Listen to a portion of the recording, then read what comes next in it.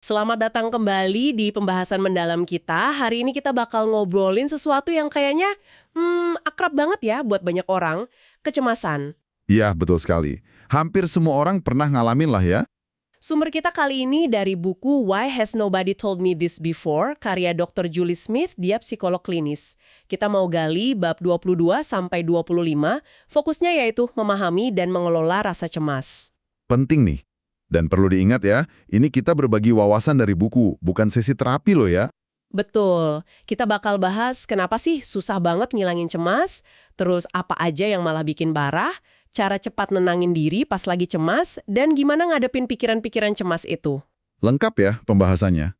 Nah, pernah nggak sih Anda berharap ada tombol gitu buat matiin rasa cemas, klik, langsung hilang?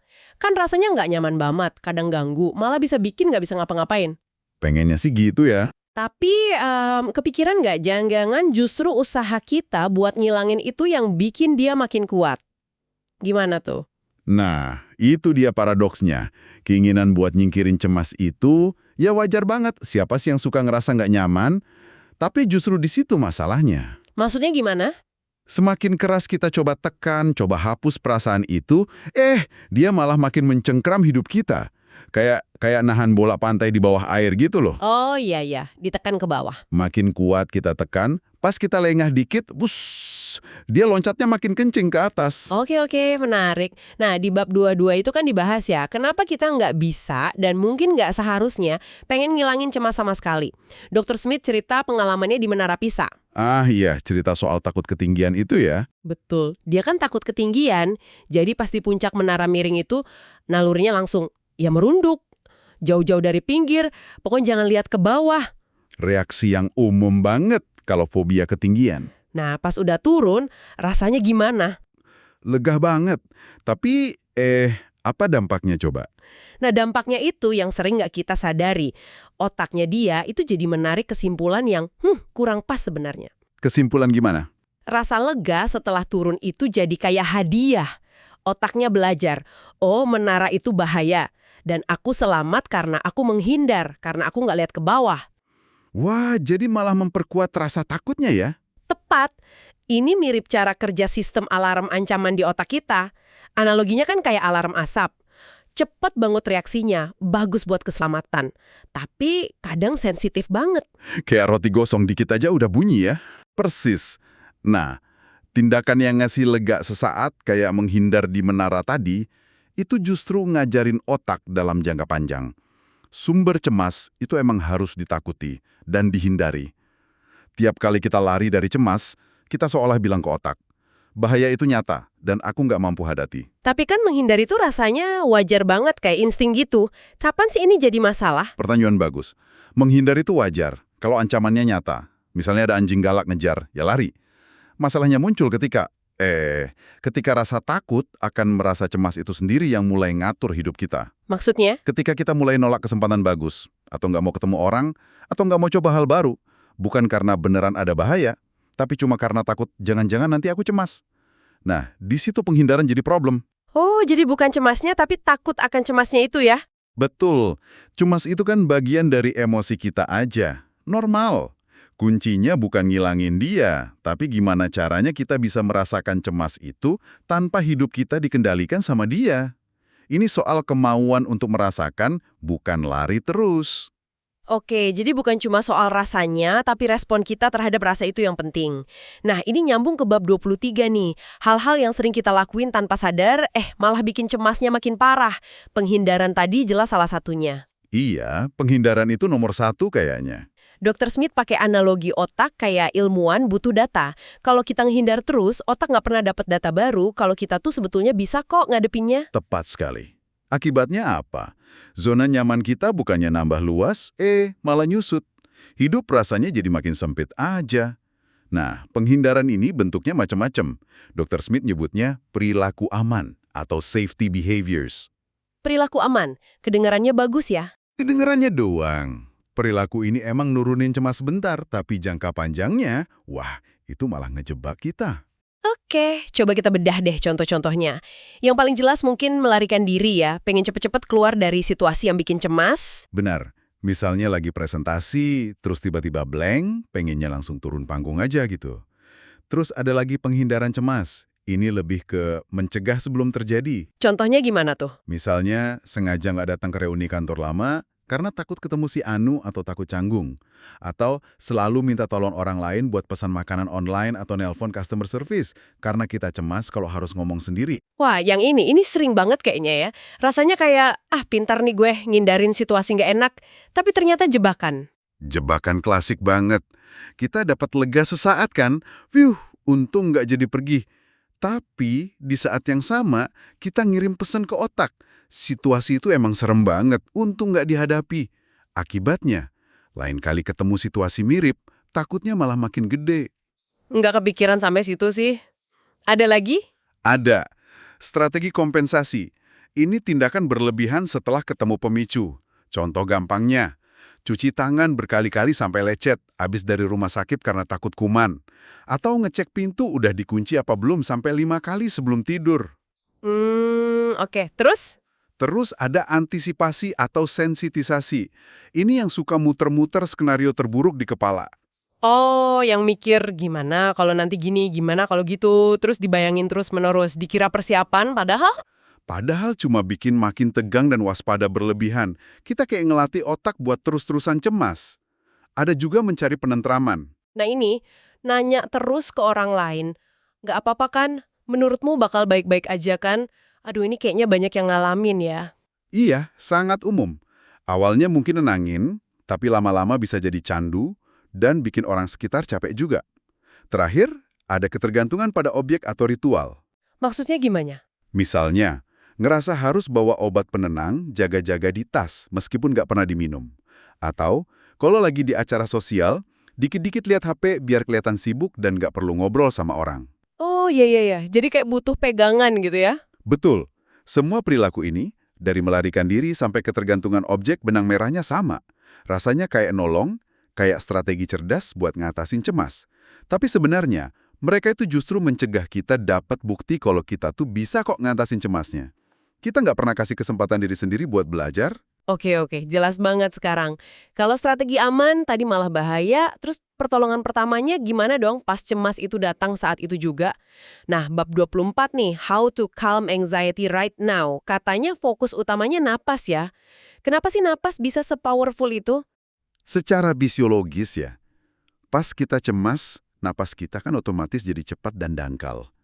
Itu badan lagi siap-siap buat lawan atau lari. Butuh oksigen banyak gitu ya? Iya, tapi kalau kita nggak beneran lari atau berantem, kebanyakan oksigen itu malah bisa bikin pusing, kesemutan, keliengan. Nah, itu malah bisa bikin tambah panik kan? Bener banget. Terus? Gimana? Dengan sengaja kita atur napas jadi lebih pelan, lebih dalam, terutama pas menghembuskan napas, itu kayak ngirim sinyal ke otak, oke, aman, bahaya udah lewat. Ini ngebantu ngaktifin sistem relaksasi tubuh, nurunin detak jantung. Pengen denger sih soal napas ini, tapi di buku ada teknik spesifik, pernapasan kotak atau square breathing. Apa bedanya sama sekedar narik napas panjang? Kok kayaknya unik? Nah, pernapasan kotak ini bagus karena dia gabungin kontrol napas sama fokus visual dan ritme yang jelas. Ini ngebantu banget nyibukin pikiran kita yang biasanya lagi kalut pas cemas. Gimana caranya? Gampang kok, cari aja benda bentuk kotak di sekitar kita. Jendela, layar HP, buku, terus fokusin mata di sudut kiri bawah. Lalu, pertama, tarik napas pelan-pelan, hitung sampai 4. Sambil mata kita ngikutin sisi kiri kotak naik ke atas. Oke, tarik napas, 4 hitungan, mata ke atas. Kedua, tahan napas, hitung 4 lagi. Mata ngikutin sisi atas kotak ke kanan. Tahan 4, mata ke kanan. Ketiga, hembuskan napas pelan-pelan, hitung 4, mata ngikutin sisi kanan kotak turun ke bawah. Buang napas 4, mata ke bawah.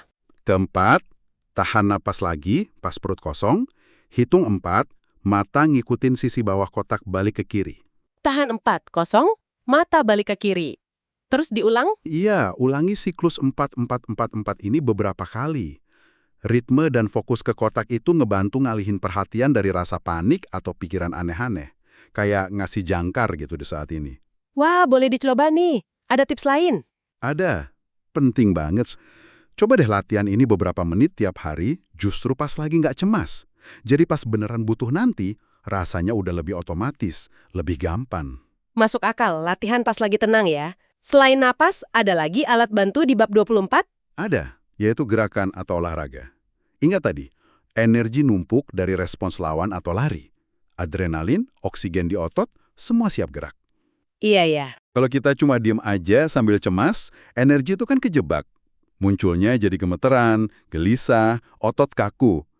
Nah, bergerak, bisa jalan cepat, stretching, naik turun tangga aja, itu ngebantu nyalurin energi fisik tadi. Oh, jadi kayak ngikutin maunya badan gitu ya? Betul. Ngikutin alur alami respons tubuh, ngebantu sistem balik seimbang lagi. Tentu aja, olahraga rutin juga bagus banget buat pencegahan cemas jangka panjang. Sip. Jadi nafas teratur sama gerak badan itu toolkit darurat ya. Sekarang gimana sama sumber masalahnya buat banyak orang? Suara-suara di kepala. Pikiran cemas itu sendiri. Bab 25 ngebahas ini. Dr. Smith cerita masa kecilnya takut kebakaran tiap malam. Ah iya, cerita itu bagus banget buat ngilustrasiin poin utama bab 25. Pikiran kita, terutama pikiran cemas, itu bukan fakta. Bukan fakta, maksudnya? Pikiran itu produk mental. Bisa tebakan, bisa interpretasi, bisa cerita, memori, ide. Munculnya dari interaksi rumit antara kondisi fisik kita, apa yang kita lihat dengar, pengalaman lalu. Nah, otak kita, karena tugasnya ngelindungin, sering banget nyajiin skenario terburuk. Masalah ini bukan di pikirannya, tapi seberapa besar kita percaya sama pikiran itu. Seberapa kita anggap itu cerminan realita yang pasti terjadi. Jadi kekuatan pikiran cemas itu ada di keyakinan kita sama dia ya? Persis, kekuatannya ada di situ. Oke, jadi langkah pertama sadar dulu. Ini cuma pikiran, bukan kenyataan. Terus gimana cara bikin jaraknya? Di buku ada strategi menjaga jarak atau get distance. Betul. Caranya bisa dengan ngubah bahasa internal kita. Misalnya, daripada mikir, gue pasti gagal presentasi ini, coba bilang ke diri sendiri, gue lagi punya pikiran kalau gue bakal gagal. Atau, gue merhatiin nih, muncul pikiran soal gagal, dan gue ngerasa perut gue nggak enak. Oh, jadi kayak ada pemisahnya gitu ya? Pakai kata lagi punya pikiran atau merhatiin. Iya, kata-kata itu kayak ngasih sedikit ruang antara kamu dan pikiranmu. Kamu jadi pengamat, nggak langsung hanyut. Nulisin pikiran-pikiran itu di kertas juga bantu banget loh. Jadi bisa dilihat dari luar, lebih objektif. Oke, setelah bisa sedikit jaga jarak, langkah berikutnya mendeteksi pikiran bias atau spot bias thoughts. Jadi pikiran kita pas cemas itu sering ngaco gitu ya logikanya. Sering banget. Otak kan suka ambil jalan pintas. Nah, pas lagi cemas, jalan pintasnya itu cenderung negatif terus. Ada beberapa bias yang umum banget dibahas. Pertama, membuat bencana atau catastrophizing. Ini yang dikit-dikit mikir paling buruk ya. Sakit kepala dikit mikir tumor, gagal ujian mikir DO. Betul, langsung loncat ke skenario terburuk. Terus ada filter mental. Ini cuma fokus ke yang negatif, yang positif diabaikan sama sekali. Kayak pakai kacamata hitam ya, semua kelihatan suram, padahal mungkin ada warna lain. Analogi bagus. Terus ada lagi, generalisasi berlebihan. Satu kejadian jelek dianggap bakal terjadi terus-terusan. Ditolak sekali, mikir, gak akan ada yang mau sama gue selamanya. Waduh, berat juga ya kalau mikirnya gitu terus. Banget. Terakhir, ada memberi label. Ini ngedefinisiin diri sendiri atau orang lain secara kaku, gara-gara satu hal. Misalnya, gugup pas ngomong, terus langsung nge-label diri, gue emang pemalu atau gue nggak kompeten. Label ini bikin kita susah berubah. Cuma ngenalin pola-pola ini aja kayaknya udah bisa ngurangin dampaknya ya. Terus kalau udah sadar, wah ini pikiran gue lagi bikin bencana nih, apa langsung kita debat aja pikirannya? Bisa, tapi kadang debat langsung itu malah bikin makin alot.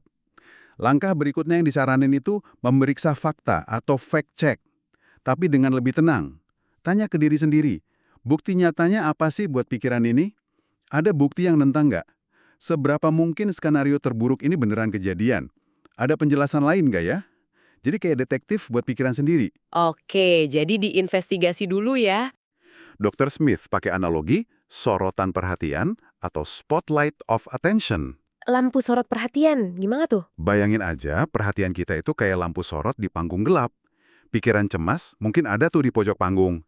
Tapi kita punya pilihan, mau nyorot dia terus atau mau ngarahin lampu sorotnya ke hal lain yang lebih penting atau lebih positif di panggung yang sama. Contohnya? Cerita dia dilamar di puncak Sydney Harbour Bridge itu contoh bagus. Awalnya sorotannya 100% ke rasa takut ketinggian, pikiran bakal jatuh. Tapi pas dilamar, sorotannya pindah ke momen bahagia, ke cincin, ke masa depan. Rasa takutnya hilang gitu aja. Mungkin gak hilang total, tapi dia kehilangan panggung utamanya. Kekuatannya nyusut drastis. Intinya, kemana kita arahkan fokus kita, itu sangat nentuin pengalaman emosi kita. Luar biasa ya gimana fokus bisa ngubah segalanya. Jadi nggak harus ngapus pikiran cemasnya, tapi kita bisa milih buat nggak ngasih panggung ke dia. Strategi berikutnya, ini kayaknya fundamental banget ya, percakapan diri baru atau new self-talk, yang nyambung banget sama welas asih ke diri sendiri atau self-compassion. Ini krusial banget. Pikiran cemas itu sering datang sepaket sama kritik diri yang pedes banget. Bodoh banget sih gue ngerasa gini, atau emang dasar gue payah. Nah, welas asih ini penawarnya. Gimana caranya welas asih ke diri sendiri? Perlakukan diri sendiri dengan kebaikan, pengertian, dan dukungan yang sama kayak yang bakal kita kasih ke teman baik kita yang lagi susah. Coba deh tanya, kalau teman gue ngalamin ini, gue bakal ngomong apa ke dia? Terus bandingin sama apa yang barusan kita omongin ke diri sendiri. Wah, jangan-jangan beda banget ya? Seringkali beda banget. Ke temen mungkin kita bilang, "Gak apa-apa kok ngerasa gitu, wajar, kamu udah berusaha yang terbaik." Ke diri sendiri, mungkin malah maki-maki. Welas asih itu bukan ngasihani diri ya, tapi ngasih dukungan jujur tanpa syarat pas kita lagi berjuang. Ini nenangin sistem saraf, bukan malah manas-manasin kayak kritik diri. Dalam banget ini. Ada lagi, membingkai ulang atau reframing. Ngubah cara kita lihat situasi gitu ya. Kayak contoh, ujian lisan Dr. Smith. Bener. Awalnya dia lihat ujian FIFA itu sebagai ancaman, bakal dihakimi, dipermalukan, bisa gagal. Tutornya bantu dia reframing, ngelihatnya sebagai kesempatan. Kesempatan. Iya, kesempatan langka buat sharing hasil kerja kerasnya, minatnya, ke para ahli yang emang tertarik. Situasinya sama persis, ujian, tapi bingkai ancaman diganti jadi bingkai kesempatan. Ini ngubah banget respons emosinya. Terakhir, semua ini ujung-ujungnya balik ke prinsip awal, bertindak sesuai nilai atau act on values. Nyambung ke yang tadi ya? Tepat. Pada akhirnya, tujuan ngelola cemas itu bukan biar kita hidup tanpa cemas sama sekali, nggak realistis itu. Tujuannya adalah supaya rasa takut dan keinginan buat ngehindarin rasa nggak nyaman itu nggak lagi jadi penentu utama keputusan hidup kita. Jadi, kalau kita tahu apa yang penting buat kita, nilai-nilai hidup kita jadi lebih rela gitu buat noleransi rasa nggak nyaman, termasuk cemas, demi ngejar hidup yang kita anggap bermakna, sesuai sama nilai-nilai itu. Wah, rangkuman yang kuat banget. Jadi, intinya nih ya buat Anda yang dengerin, cemas itu normal, manusiawi. Ngelawan mati-matian malah bisa jadi bumerang. Ada alat bantu fisik darurat kayak napas teratur dan gerak badan. Terus buat pikiran cemas, kuncinya bukan ngapus, tapi belajar bikin jarak, ngenalin jebakan mikir, ngalihin fokus, dan yang penting banget, ngomong ke diri sendiri dengan lebih baik. Benar. Artinya, Anda punya lebih banyak pilihan dan kendali daripada yang mungkin Anda kira selama ini.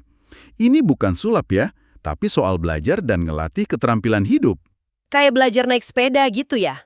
Iya, persis. Butuh latihan, sabar, konsisten. Dan ingat, ini alat bantu yang bagus banget, tapi bukan pengganti bantuan profesional ya, kalau cemasnya udah ganggu banget aktivitas sehari-hari. Praktekkan ada terus, bahkan pas lagi ngerasa baik-baik aja. Nah, sebagai penutup nih, kita mau ajak Anda mikir bentar. Kalau tadi kita bahas usaha buat ngilangin rasa takut itu malah sering bikin dia makin kuat, gimana kalau kita coba pendekatan lain? Pendekatan gimana tuh? Gimana kalau kita coba bangun hubungan yang beda sama kecemasan kita? Ngelihatnya bukan sebagai musuh yang harus dibasmi, tapi mungkin kayak sinyal atau pesan atau alarmmu yang perlu didengerin. Tapi didengerinnya pakai rasa ingin tahu, bukan pakai perlawanan. Menarik itu. Didekati dengan rasa ingin tahu ya? Iya, kira-kira apa ya yang mungkin berubah dalam pengalaman Anda kalau Anda nyoba deketin rasa cemas itu dengan sikap penasaran, bukannya penolakan keras? Pertanyaan yang bagus banget buat direnungkan sendiri nanti ya. Oke deh, terima kasih banyak sudah menyimak pembahasan mendalam kita kali ini. Semoga ada manfaatnya ya. Sampai jumpa lagi di kesempatan berikutnya.